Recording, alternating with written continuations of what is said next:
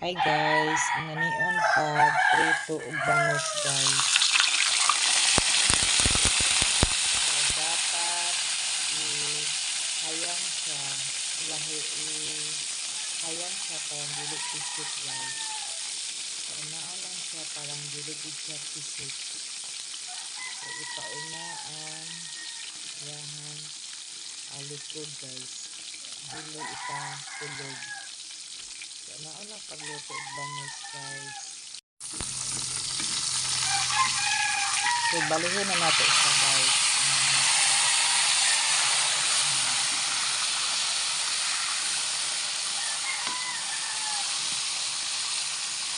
Naluto na siya. So hinayan lang ko natin siga ang karayo.